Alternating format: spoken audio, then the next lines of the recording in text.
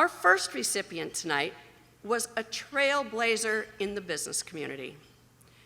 Jody Feragen was the first female to hold an officer position at food giant Hormel Foods. She spent most of her career with the Austin, Minnesota-based company, eventually rising to the position of Chief Financial Officer. Jody Feragen spent much of her career as an executive with Hormel Foods Corporation. She was the first woman to hold an executive officer position with the Austin, Minnesota-based food giant. Jody eventually became Hormel's chief financial officer, working in tandem with the CEO to improve equity and inclusion before retiring in 2017.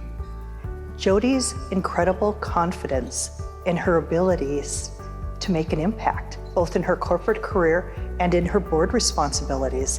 She's a strong leader, she's very charismatic, she's very caring of the people around her, and she wants input.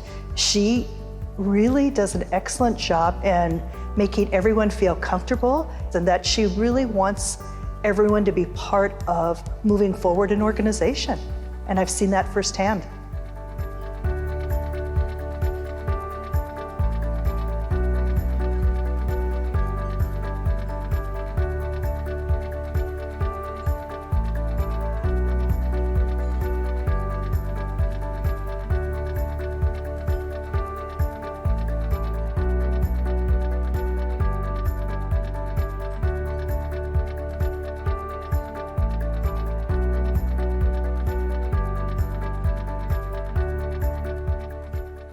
They are such wonderful people.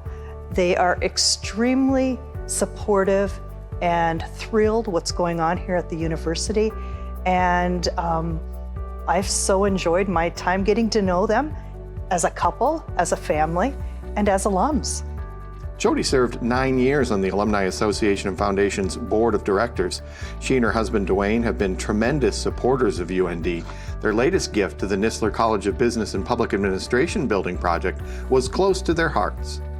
When we were visiting about how they could make a difference on this project, they both shared with us that they had met in a social atmosphere on campus. So that environment of bringing students together was important to them. And they've named the patio at the Nistler College. It's going to be such beautiful space facing the quad, and a lot of interaction will happen out on that patio, and we're thrilled that they're supporting us.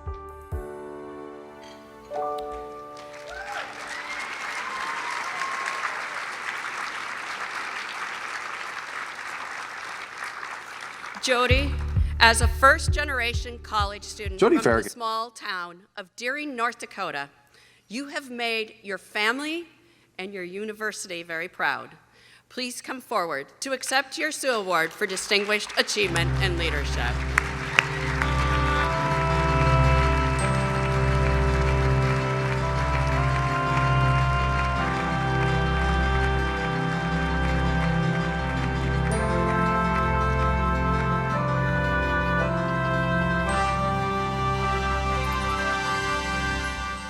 Oh my gosh. I'm truly honored to receive this prestigious award. So thank you to the UND Alumni Association and Foundation for supporting it. And a very special thank you to my family and friends that have come here to, well, they've supported me throughout my career, but they're here tonight to help me celebrate. I'd like to congratulate my co-honorees, Megan, Paul, Jack, Mark, and Sarah. You've all accomplished so much. And your success is inspiring, and I'm humbled to be considered in your class. The last time I spoke to a group this large was at a Wall Street investor conference as CFO. I regularly got to get up in front and explain how the grain prices and hog prices would impact the cost of our turkeys and what it meant for the company's profitability. I found it pretty ironic that I had gone to college to get a career where I wouldn't have to worry about grain prices and rain and everything else that went with being a farm person. And there I was, explaining it. Thank goodness I'd grown up on the farm. And that farm was in Deering, in rural North Dakota. I attended Deering High School, I don't think there's many graduates except at my table. I did graduate in the top 10 of my class. There were 9 of us. And I had made the decision to go to the University of North Dakota. Well, I really didn't make the decision. My mother made it because the guy down the street had gone to UND, and that's where I should go too. And I was the first in my family to go to college. And I was fortunate to receive some scholarships that helped defray the cost of my education and the strain on my family's finances. So, thank you to all who supported and continue to support the UND Alumni Association and Foundation. And Dwayne and I are happy to be included in that group, supporting their scholarship efforts. The impact that UND had on me on my career was significant from the first time I stepped foot on the campus. I remember registering for classes, and I'd planned to be a writer or a journalist, but Rodney Medallion, the accounting professor, was right there to help me sign up to be an accountant. He explained to me that there was an abundant opportunity for women in business. Well, this was 1974, and the 60s and 70s, if you remember, were the time of the women's rights movement, the passing of equal employment laws, and Title IX. So, in the fall of 1974, the farm girl from Deering was dropped off at UND to begin my education. I did not know a soul. And I was darn scared that I would not be able to keep up with the rigorous academic expectations or the social life. Luckily, I had an upper-class roommate who, with her already built social circle, was kind enough to include me in her group of friends. Now, I do agree with Paul on work hard, play harder, but when you're an accounting student and have 8 a.m. classes, not so good.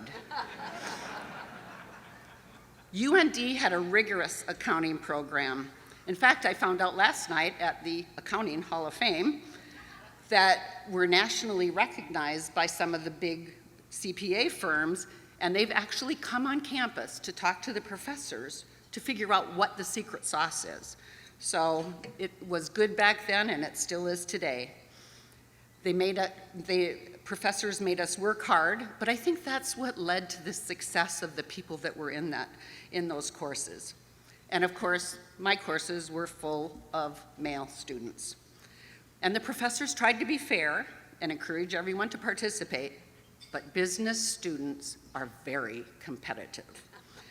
So I learned that I needed to be very deliberate and somewhat assertive to make sure that my voice was heard. And that was a lesson that followed me throughout my career. So UND provided an excellent education, both academically and socially. We spent a little bit of time at Frenchie's. But most importantly, it allowed me to be successful and gave me self-confidence. So the many times that I was the only woman in the room, I didn't feel bad about raising my hand and have them listen to me. But Dwayne's the best thing from UND.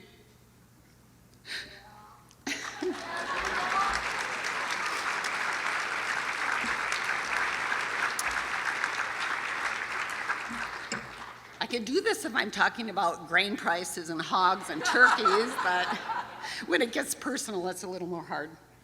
So he had his own successful, an accountant, of course. He had his own successful career in banking, and he encouraged and supported me all the time. We have 2 lovely daughters, Kari and Kelsey, a couple of great son-in-laws, 4 awesome grandchildren, and I am blessed. Thank you.